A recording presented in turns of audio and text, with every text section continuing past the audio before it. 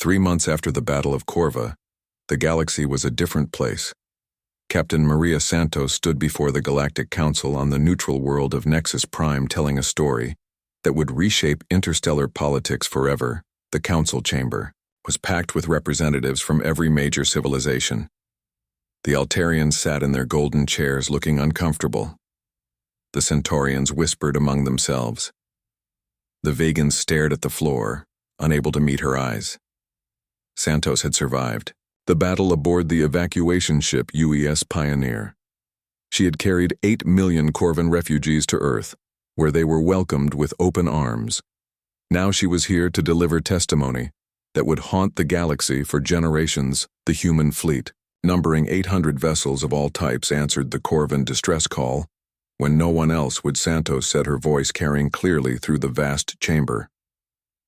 They faced a Zephyrian fleet that outnumbered them 5-1 with technology, centuries more advanced. The Altarian ambassador interrupted Captain Santos. Surely you exaggerate. The humans were newcomers to galactic politics. They could not have mounted such a response. Santos smiled coldly. Ambassador, I was there. I watched cargo, ships and mining vessels charge into battle alongside military cruisers. I saw civilian volunteers risk everything to save people they had never met. The human response was not exaggerated. It was unprecedented. She activated a holographic display, showing the final moments of the battle.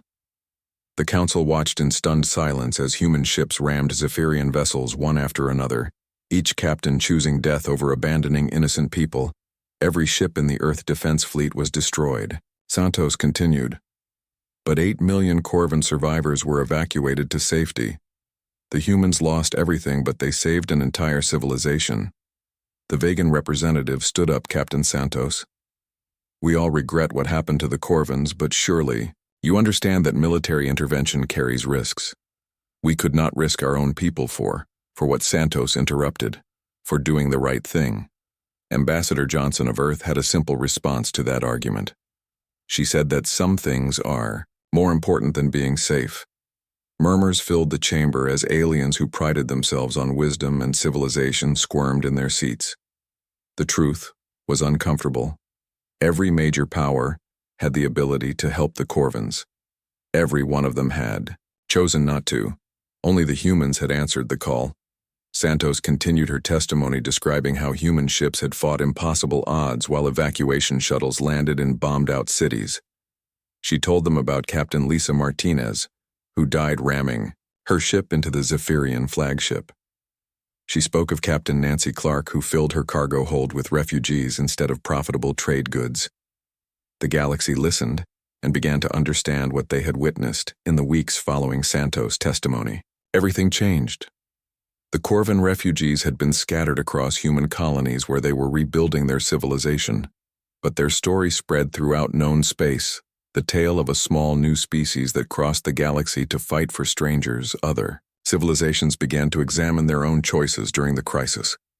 The Altarian Empire faced massive protests as their people demanded to know why they had abandoned the Corvans. The Centaurian Federation saw their government fall in elections, as voters chose leaders who promised never to ignore genocide again. Even the Vegans, who spoke constantly of peace, found themselves accused of cowardice. But the changes went deeper than politics. Young beings from dozens of worlds began requesting passage to Earth. They wanted to join the species that had shown the galaxy what courage looked like. Human colonies found themselves flooded with volunteers wanting to help rebuild Corvan cities. The Zephyrian Dominion discovered that their victory had turned into defeat. War Master Kethvar tried to continue his campaigns of conquest but found something he had never faced before: resistance from unexpected sources. Mining guilds refused to sell him supplies. Merchant cartels cut off trade. Independent worlds formed defense pacts. The galaxy had learned that some fights were worth joining. Admiral Kate Johnson, now promoted to Supreme Commander of Earth Defense Forces, stood in her office on Luna Base, reading reports from across known space. Human diplomatic missions were being established on dozens of worlds. Young aliens were enrolling in Earth military academies. Human ships were being invited to joint patrol missions. The funeral for the Battle of Corva had been the largest. In galactic history, representatives from every major civilization attended, even those who had refused to help during the crisis. They came to honor beings who had died for principles most of the galaxy had forgotten. Johnson opened a communication channel to Earth Defense Command where new recruits were training. This was the first class that included large numbers of non-human volunteers, Altarians and Centaurians and Vegans, who wanted to learn what it meant to put others before yourself. The instructor was Commander Amy Roberts, who had survived the battle aboard an evacuation shuttle. She was teaching young beings from across the galaxy about human military doctrine, but more importantly about human values. Today we study the battle of Corva. Roberts was saying to her mixed class of humans and aliens, "Our fleet was outnumbered, outgunned, and facing certain death. Why did they attack anyway?" Young Altarian raised her hand, because it was right. Roberts nodded. "Good, but that is not complete. Why is doing right more important than staying safe?" An old Vegan in the back row spoke up, his voice heavy with shame. "Because if good people do nothing, then evil wins. Every time, exactly." Roberts smiled. The humans who died at Corva were not superhuman. They were not special. They were ordinary people who made an extraordinary choice when faced with the suffering of strangers. They chose to act. The class was silent as they absorbed this lesson. Students who came from civilizations that prided themselves on wisdom were learning that sometimes wisdom meant taking risks for others. Back on Earth, the Corvan refugees were adapting to their new home. They had built settlements that mixed their architectural styles with human designs. Their children played with human children, learning each other's languages and customs. Zara, the former Prime Minister of the Corvan Republic, had been elected as the first alien representative to the Earth Senate. Her speech accepting the position had moved billions to tears. "We came to Earth as refugees," she had said. "Our world was burning, our people dying. We expected nothing, because we had learned that the galaxy does not care for the weak. But humans cared. They cared enough to cross space, to fight for us. They cared enough to die for us. Now we are not refugees. We are Earth citizens, and we will help make sure that what happened to us never happens to others." The Corvan integration was not always smooth. There were cultural differences, language barriers, economic challenges. But humanity approached these problems the same way they had approached the Zephyrian fleet, head-on with determination and compassion. 6 months after the battle, a new class of Earth warships was launched. The Corva-class destroyers were built with input from refugee engineers who had studied Zephyrian technology. The ships were more advanced than anything humanity had possessed before, but they carried the same mission: to protect those who could, not protect themselves. The lead ship of the class was named UES Lisa Martinez in honor of the captain who had shown the galaxy what courage looked like. Her sister ships bore the names of other heroes who had died at Corva: the UES Nancy Clark, UES Jennifer Hayes, the UES Maria Santos. Each ship carried a mixed crew of humans and aliens working together under the banner of principles that were spreading across the galaxy. War Master Keith Varr had been captured after the battle and was now serving a life sentence in a galactic prison. His dominion had collapsed as subject races rebelled, inspired by the human example. His legacy was the proof that even the mightiest tyrant could be defeated by beings willing to sacrifice for others. Galaxy had learned that some battles were worth fighting regardless of the odds. Some causes were worth dying for. Some people were worth saving. Even if you had never met them, humanity had answered a call for help when everyone else stayed silent. They had paid a terrible price, but they had saved millions of lives, and in doing so they had saved something even more important. They had saved the idea that good people should help each other. The Battle of Corva was over, but its legacy would last forever. In classrooms and council chambers across the galaxy, beings would tell the story of the small fleet that crossed space to fight for strangers. The species that chose to do right when doing nothing was safer. They had expected no one to come, but Earth's warriors had answered the call, and the galaxy would never be the same. The Earth Defense Fleet assembled faster than anyone thought possible. Captain Lisa Martinez stood on the bridge of the UES Defiance, watching as ship after ship dropped out of hyperspace around Luna Base. What she saw took her breath away. Every military vessel in the Earth Defense Force had answered the call. The massive battleships UES Courage and UES Liberty, flanked by dozens of cruisers and destroyers. Fighter squadrons swarmed between the larger vessels like schools of silver fish. The sight should have filled her with confidence. Instead, Lisa felt a cold knot in her stomach because she knew the truth about their enemy commander. Amy Roberts approached with the latest intelligence reports. "Captain, we have been analyzing the Zephyrian ships from the Corvin transmission. The computer estimates are not encouraging." Show Me Roberts activated the holographic display showing a comparison between Earth ships and Zephyrian vessels. The difference was staggering. A single Zephyrian battlecruiser was larger than Earth's biggest dreadnought. Their smallest fighters were the size of Earth destroyers. "The technology gap is significant," Roberts continued. "Their hulls appear to be made from some kind of adaptive metal that repairs itself. Their weapons seem to manipulate gravity and space-time itself. Captain, we are facing an enemy that is centuries ahead of us." Lisa studied the display, knowing that every person on her bridge was thinking the same thing they were flying to, their deaths. But she also knew that sometimes the right choice was not the safe choice. What about their numbers? Roberts grimaced. "According to the transmission, the Zephyrian fleet has at least 50 major vessels plus hundreds of smaller ships. Captain, we are outnumbered 5-1 by ships that are individually superior to ours." The bridge fell silent as everyone absorbed this information. Lisa looked out at the Earth fleet, knowing that most of these ships would not be coming home. She thought about the cruise families waiting for them on Earth and Mars. She thought about the children who would never see their parents again. But then she thought about the Corvin children already enslaved by the Zephyrians. Officer Davis approached from the communication station. "Captain, we are receiving a transmission from the cargo vessel UES Harmony. Captain Nancy Clark is requesting permission to join the fleet." Lisa frowned. The Harmony was not a warship. It was a civilian cargo hauler. What could Captain Clark possibly want to do in a battle put her through? The screen showed a middle-aged woman with graying hair and determined eyes. "Captain Martinez, this is Nancy Clark of the UES Harmony. I know what you are thinking, but hear me out. My ship might not have military weapons, but we have mining lasers and we have heart. My crew voted unanimously. We want to come with you." Lisa shook her head. "Captain Clark, I appreciate the sentiment, but this is going to be a war zone. Your ship is not designed for combat." Clark smiled grimly.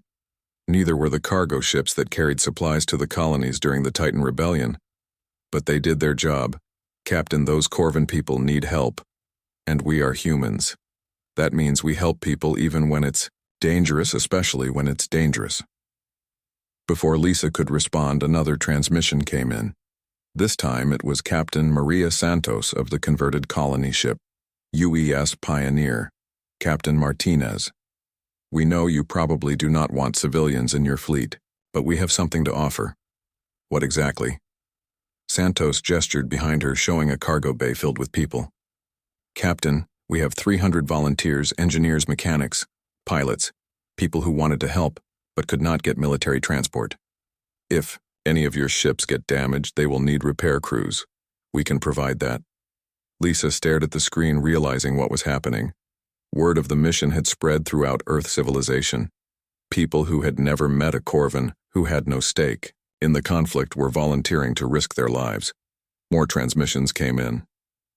The mining ship UES Prospector wanted to join because their particle beam could be used as a weapon.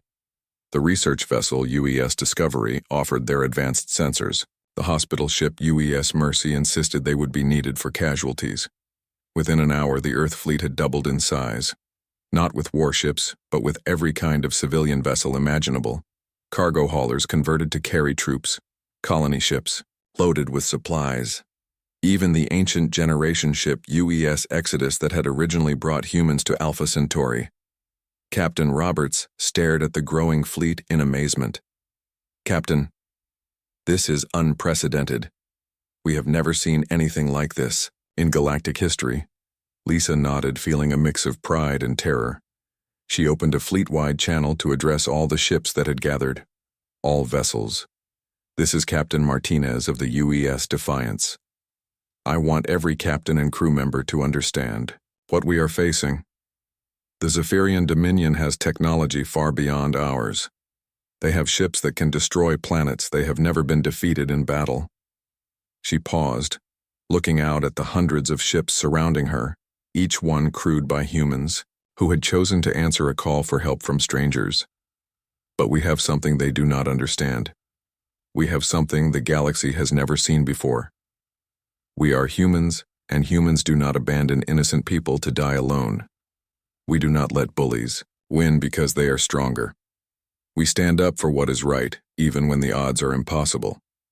The response came back from every ship in the fleet. Affirmative defiance. We stand ready. Admiral Johnson appeared on the main screen. Her face was grim, but determined. Captain Martinez, you have command of the largest fleet in Earth's history. Use it well. The journey to the Corvan system will take 3 days at maximum hyperspace speed. What about the other galactic powers? Admiral Johnson shook her, head still nothing. The Altarians are having border disputes. The Centaurians claim they need their fleets at home.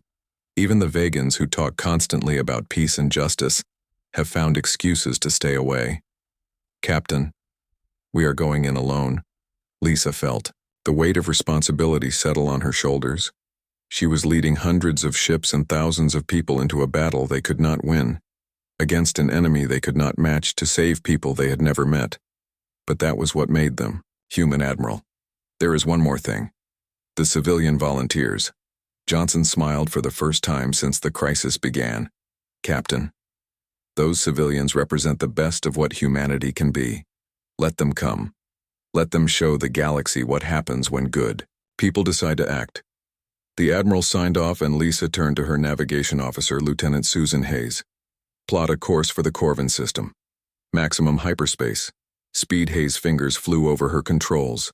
Course plotted. Captain, estimated arrival. Time 72 hours. Lisa looked out at her impossible fleet warships and cargo haulers flying together. Military crews and civilian volunteers united by a single purpose.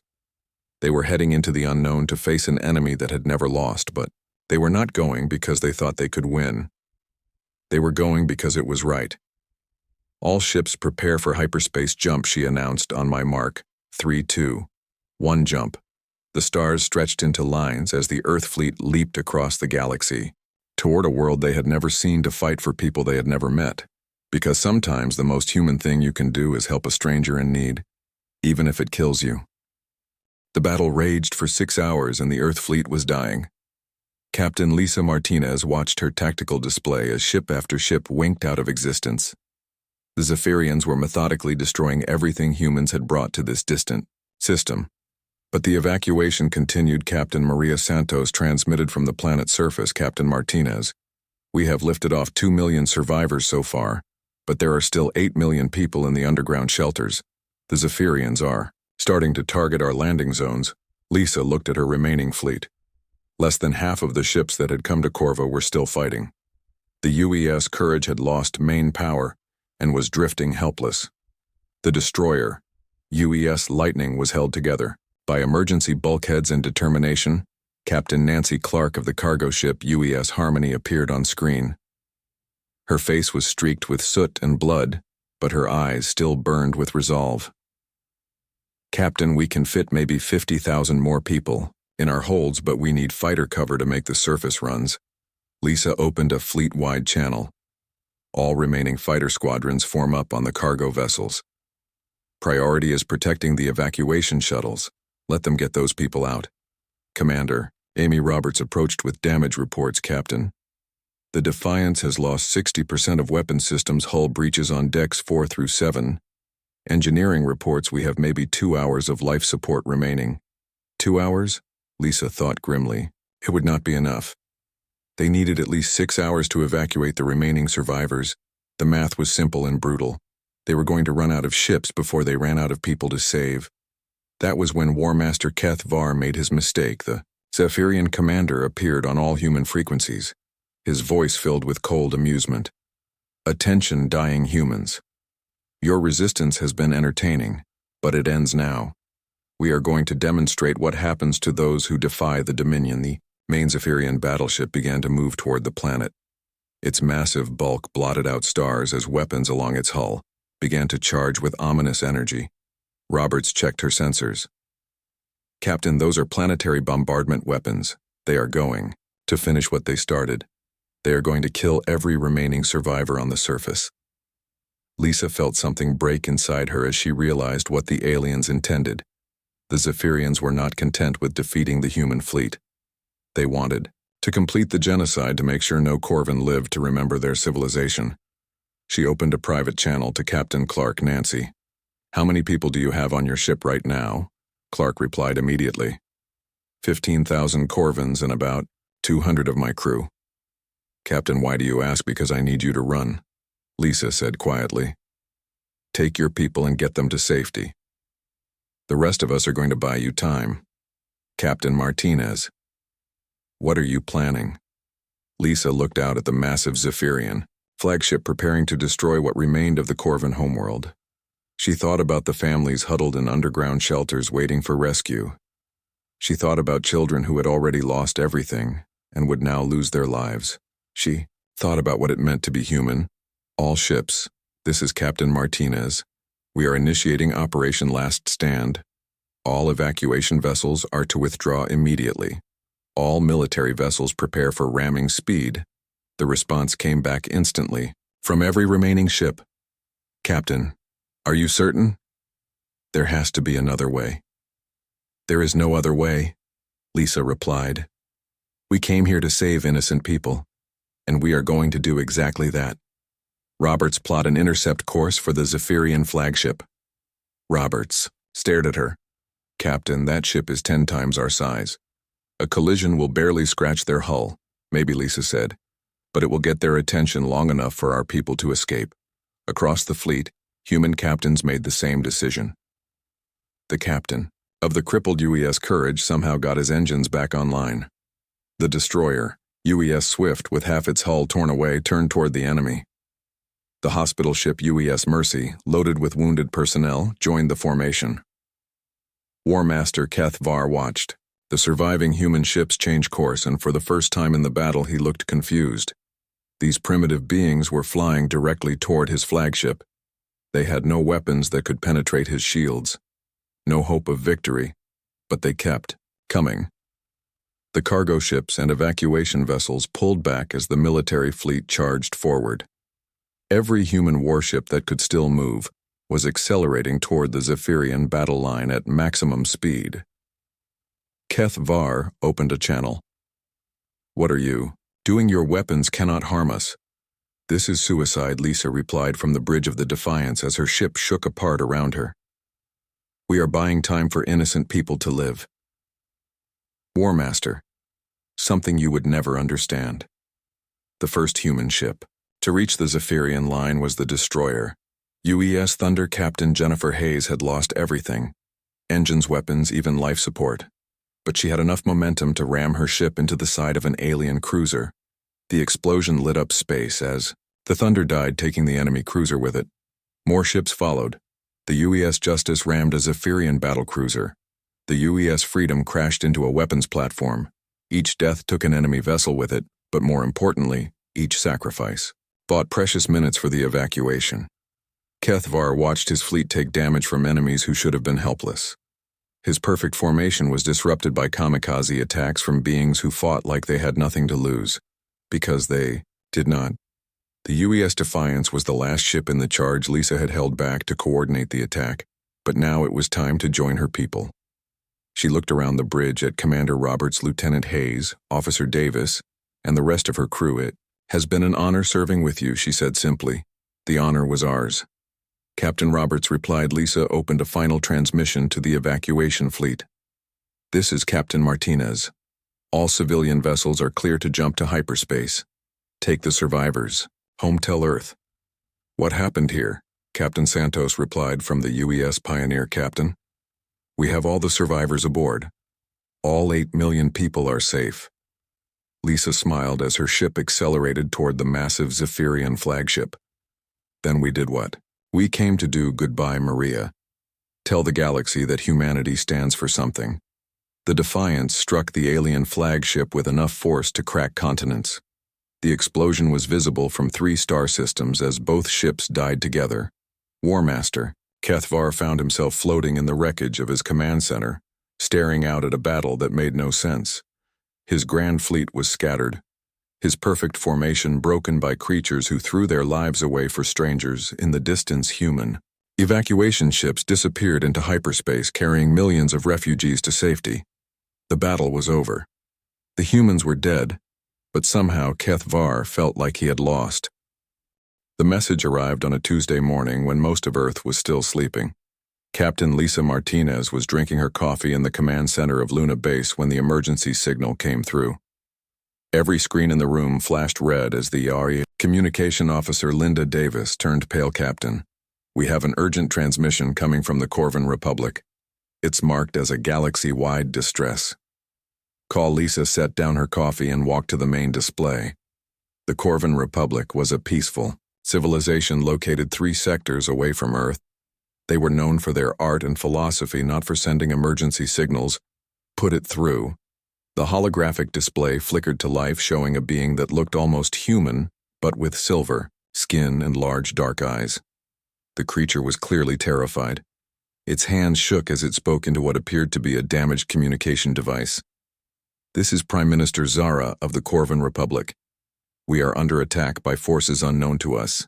They call themselves the Zephyrian Dominion.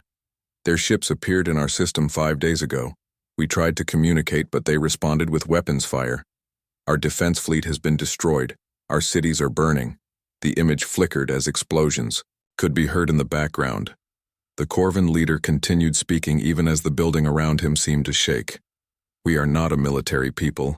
We have no weapons that can stop them. They are taking our children as slaves. They are burning our libraries and destroying everything we have built over thousands of years. We are sending this message to every civilization in the galaxy. Please, someone help us.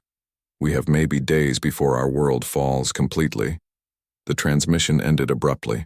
Leaving the command center in silence, Lisa stared at the empty display, feeling her heart race. She had heard of the Zephyrian Dominion in intelligence reports. They were raiders from the edge of known space, rumored to have technology far beyond anything the galaxy possessed. Commander Amy Roberts approached with a datapad. Captain, I am pulling up everything we have on the Zephyrians. It's not much, but what we know is terrifying. They have attacked 12 worlds in the past year. Every single planet either surrendered or was completely destroyed. Lisa took the pad and read through the reports. Each attack followed the same pattern. The Zephyrians would arrive without warning, demanding complete surrender. If the planet refused, they would demonstrate their power by destroying a major city. Then they would give the population 1 hour to decide. Those who surrendered became slaves. Those who refused died. The worst part was their technology. Witnesses described ships that could bend space. Around them, weapons that could turn mountains to glass in seconds. Defense fleets that simply vanished when they tried to fight back. Captain Roberts continued. There is something else. The Zephyrians seem to specifically target peaceful civilizations. They avoid military powers and go after worlds that cannot fight back. The Corvans fit the pattern perfectly. Lisa handed back the datapad and walked to the communication station. Officer Davis, open a channel to Earth Defense Command Priority Alpha. I need to speak with Admiral Kate Johnson immediately. The channel opened within minutes, showing the stern face of Earth's top military commander. Admiral Johnson had served in 3 wars and never lost a battle. Her gray hair was pulled back tightly, and her blue eyes showed the kind of focus that made enemies nervous. Captain Martinez. What can I do for you, Admiral? We just received a distress call from the Corvan Republic. They are under attack by the Zephyrian Dominion. The situation looks desperate. Johnson leaned forward in her chair. The Zephyrians, I have read the reports on them. They are bad news. Martinez. Very bad news. What exactly are the Corvans asking for? Military assistance, Admiral. They have maybe days before their civilization is wiped out. There was a long pause as Johnson considered this. The Corvan Republic is not part of our alliance, Captain. We have no treaty obligations to them, but they are innocent people, Admiral. They are asking for help. Johnson sighed and rubbed her temples. I understand. Your feelings, Captain, but we have to think about Earth first. The Zephyrians have technology we barely understand. If we send our fleet to fight them, we might just be throwing away lives for nothing. Lisa felt anger rising in her chest. Admiral with, respect, the Corvins are facing genocide. If we do nothing, an entire civilization dies. And if we do something, we might join them. Johnson replied harshly. Captain, I need you to monitor the situation and report back to me. If other powers in the galaxy respond, then we can reconsider. The transmission ended, leaving Lisa staring at a blank screen. She turned to see her bridge crew watching her with expressions of disappointment and anger. They had all heard the call for help. They had all seen the terror in the Corvin leader's eyes. Commander Roberts spoke quietly. Captain, what are your orders? Lisa was quiet for a long moment. She thought about the Corvin children being taken as slaves. She thought about their ancient libraries burning. She thought about an entire civilization crying out for help, while the galaxy stayed silent. Open a channel to all major powers in the galaxy, she said finally. Let's see who else received this message. Over the next hour, the responses came in one by one. The Altarian Empire sent a formal message expressing sympathy, but explaining that the Corvin Republic was too far away to assist. The Centauri Federation claimed they were dealing with their own security issues. The Vegan Collective sent condolences, but no ships one by one. Every major power in the galaxy found an excuse to stay home. Lisa watched the responses pile up and felt sick to her stomach. These were civilizations with fleets that could cross the galaxy in days. They had weapons and ships that could match anything the Zephyrians possessed. But when faced with a moral choice, they all turned away. Commander Roberts appeared at her side. Captain, there is one more response coming in. It's from Admiral Johnson. The screen flickered to life, showing Johnson again, but this time she was not alone. The entire Earth Defense Council sat behind her. These were the leaders who made decisions about humanity's future in space. Captain Martinez. Johnson said, I have been discussing the situation with the Council. We have reached a decision about the Corvin Republic. Lisa held her breath, waiting for what she knew would be another excuse. Another reason why Earth could not help. Johnson continued, the Council has voted unanimously. We are going to help. Then Lisa felt her heart skip a beat. Admiral, are you certain? The risks are acceptable, Johnson interrupted. Captain, those are innocent people dying out there. We might be small compared to other galactic powers. We might be new to this part of space. But we are not the kind of species that lets genocide happen. While we watched behind Johnson, the council members nodded in agreement. Lisa could see determination in their faces, the same look humans had worn when they first reached for the stars. Johnson stood up. Captain Martinez, you are hereby ordered to prepare the entire Earth Defense Fleet for immediate deployment to the Corvin system. We leave in 6 hours. Show the galaxy what humanity stands for. The Earth fleet dropped out of hyperspace at the edge of the Corvin system and immediately knew they were too late. Captain Lisa Martinez stared at her tactical display in horror as the scope of destruction became clear.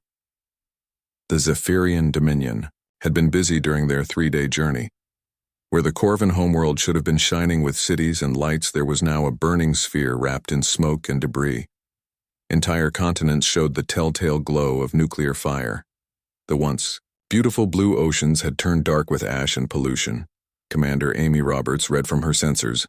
Captain, I am detecting massive radiation signatures across the planet's surface. Most of the major cities appear to have been destroyed.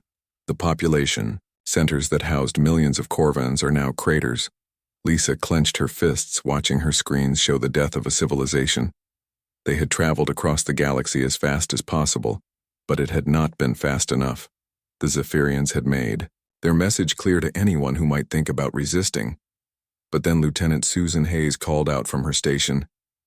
Captain, I am detecting life signs on the surface. Weak signatures, but definitely there. Also, I am picking up some kind of underground facilities. Lisa felt a spark of hope. How many survivors? Hayes worked frantically at her controls. It's hard to tell through all the radiation, but I estimate maybe 10 million people scattered across the planet. hidden in underground shelters and mountain caves. Captain, they are alive. That was when the Zephyrian fleet revealed itself. Space around the dying planet suddenly filled with massive shapes as cloaking fields dropped. The enemy had been waiting hidden and ready.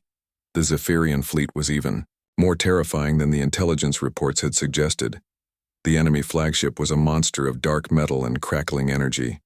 It stretched for kilometers like a small moon crafted for war. The hull seemed to absorb light itself, creating an area of darkness against the stars. Smaller ships surrounded it, but even those were larger than anything in the Earth.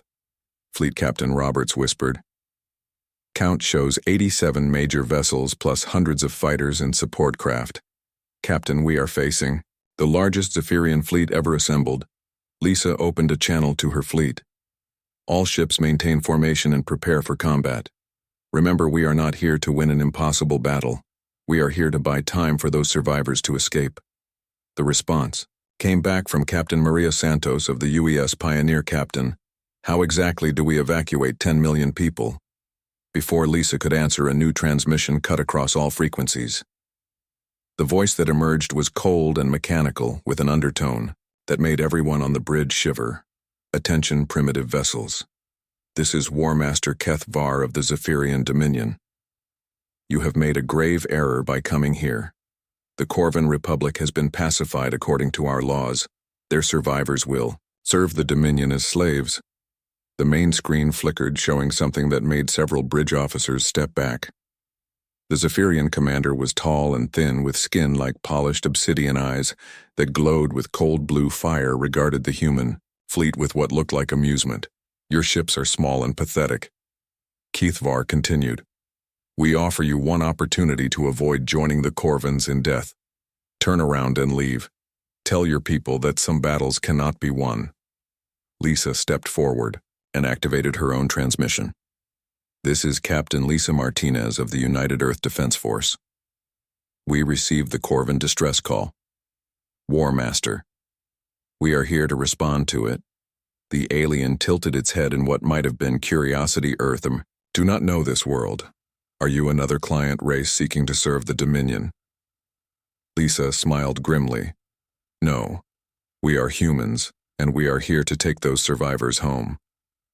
Keth Var made a sound that could have been laughter. Impossible. You have perhaps 200 ships.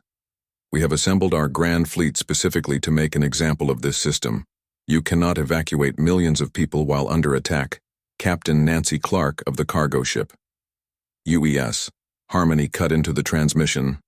Watch US. Lisa opened a private channel to her fleet commanders. All captains listen carefully. We need to buy time for evacuation shuttles to reach the surface. Captain Santos, take your colony ships and begin landing operations. Captain Clark, organize the cargo haulers for mass transport. Everyone else prepare for the fight of our lives. The Zephyrian fleet began to move with predatory grace. Their massive ships turned toward the humans while smaller vessels spread out to surround them. The enemy had clearly done this many times before, but they had never fought humans before. Lisa watched as her impossible fleet prepared for battle. Military vessels took point while civilian ships moved toward the planet. The mining ship UES Prospector began charging its industrial particle beam. The hospital ship UES Mercy positioned itself to receive casualties. War Master Keith Var opened the channel again. Your courage is admirable but pointless. We have never been defeated in battle. Our technology is beyond your understanding. Surrender now and we will make your deaths quick. Captain Martinez replied by opening fire. The UES Defiance unleashed everything it had. Plasma cannons, missile batteries, and laser arrays, all firing simultaneously at the nearest Zephyrian cruiser. The alien vessel shimmered as its shields absorbed the attack, but Lisa could see energy fluctuations across its hull. Then the rest of the Earth fleet opened fire. Hundreds of ships fired at once, creating a light show that could be seen from the planet's surface. Military weapons mixed with improvised civilian armaments. Mining lasers designed to cut asteroids carved into alien hulls. Cargo ship missile pods launched everything they carried. For a moment, the Zephyrian fleet seemed surprised. They had expected token resistance, not a coordinated attack by hundreds of vessels. Then they fired back. The return volley was devastating. Beams of coherent energy that seemed to bend space itself reached out from the alien fleet. Earth ships exploded in brilliant fireballs as weapons beyond human understanding tore them apart. The UES Bravery died first, vaporized so completely that not even debris remained. The destroyer UES Swift lasted long enough to transmit damage reports before something turned its hull to plasma, but for every ship that died, 2 more moved to fill the gap. Civilian vessels that had no business in a space battle flew directly into weapon range. The colony ship UES New Hope rammed a Zephyrian fighter squadron. The mining vessel UES Deep Strike used its industrial equipment to tear into an enemy cruiser. On the planet's surface, shuttles were landing in underground caverns. Corvan survivors stumbled out of hiding places they had used for weeks. Human Marines helped elderly aliens into transport craft, while medics treated injuries from radiation and starvation. Captain Santos reported from the surface. "Captain, we have contact with survivor groups. They have been hiding in tunnel systems and mountain caves. The radiation is bad but manageable. We can get people out, but we need more time." Lisa watched another Earth ship die, knowing that time was the one thing they did not have. The Zephyrian fleet was closing in, pressing their advantage. Each minute of battle cost dozens of human lives, but each minute also meant thousands of Corvan survivors reaching safety. War Master Keith Varr appeared on screen again, his expression no longer amused. "Your ships die like insects, yet you continue this futility. Why do you throw away lives for beings you do not know?" Lisa looked out at her dying fleet and felt something burning in her chest. Because that is what humans do. We help people who need help. We fight for those who cannot fight. We do not abandon innocent beings to monsters like you. The alien commander stared at her for a long moment. "Then you will die for strangers." Captain Martinez smiled grimly with her ship shaking from enemy fire. "Yes, we will, and we will make you remember us."